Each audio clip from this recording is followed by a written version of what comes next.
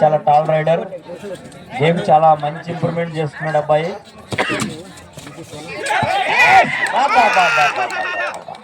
Excellent rider skill బాబు. Trap లో పడిపోయాడు కాజా.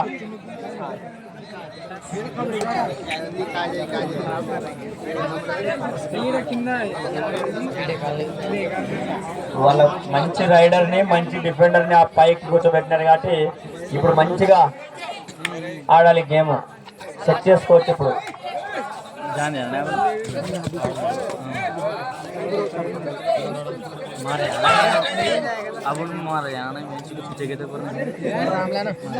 Okay అన్న, టైం అవుట్ ఇక్కడ. Second half first time out Gonegandla. Score వివరాలు చూసుకుంటే ఈ మ్యాచ్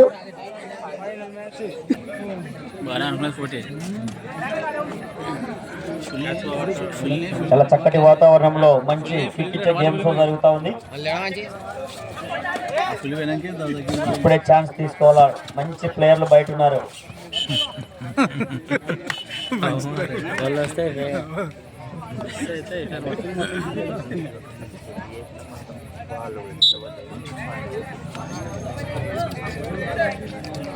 ఇదొకటి పోతే ఇదొకటి పోతే బాగానే ఉంటుంది.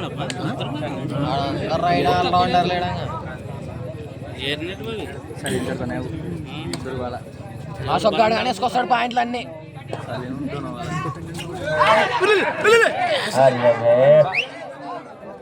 Riders simple mistake. వచ్చే మంచి ప్లేయర్ ఇక్కడ, అయినా పర్లేదు, ఏం కాదు. స్ట్రాంగ్ ఆడాలి రెండు టీములు కూడా.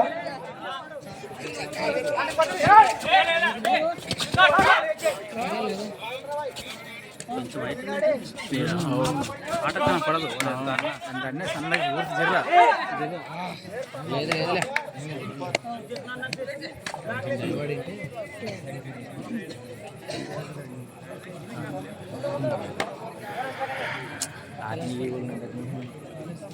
స్కూలు కాలేజీ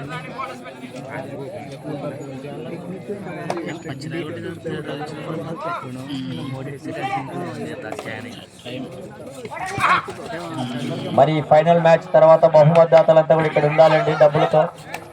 ఎందుకంటే ఫైనల్ మ్యాచ్ కాబట్టి బహుమతి దాతలంతా ఇక్కడ వచ్చి ఉండాలి. పట్టుకోలేసాడు.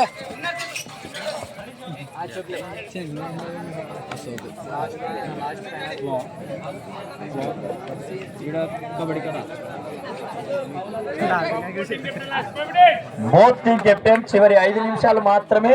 స్కోర్ వివరాలు చూసుకుంటే ఒక్కసారి గోనెగొండ 16, గుడిమిరల్ల 10.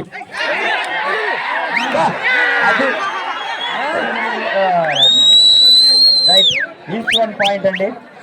ఆల్రెడీ చందు బయటకు వెళ్ళిపోయినాడు. కాలు లోపల పెట్టుకో చందు. 5 మెంబర్స్ ఉన్నారు. బోనస్ లైన్ యాక్టివేషన్ లో లేదు. తెస్తే టచ్ పాయింట్ తీసుకురావాలా. ఎనికి జరగరని తమ్ముడు, ఎనికి జరగ అడ్డం ఉండవుతాడా.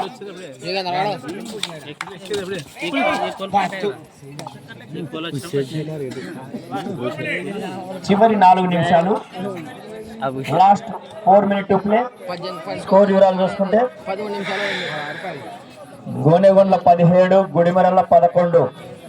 17, 11, 6 పాయింట్లు లీడు. చివరి 4 నిమిషాలు,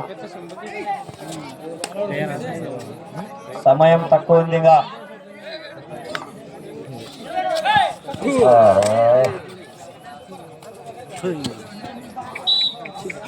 మంచి ప్లేయర్ అవుట్ అయిపోయా,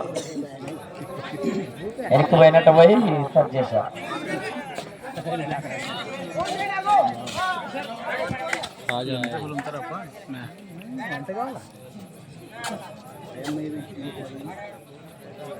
వన్ బోనస్ పాయింట్ గుడిమిరల్ల. 5 మంది చాలా వస్తారు. ఒక ఎదురుకు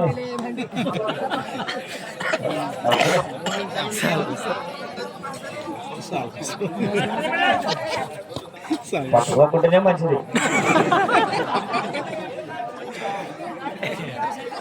ఏంటికి ఒక 5 పాయింట్ వాళ్ళ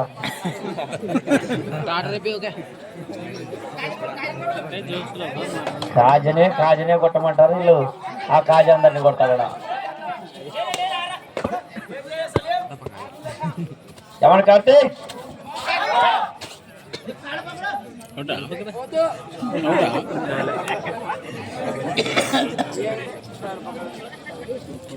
చాలా అద్భుతంగా జరిగిందండి టోర్నమెంట్.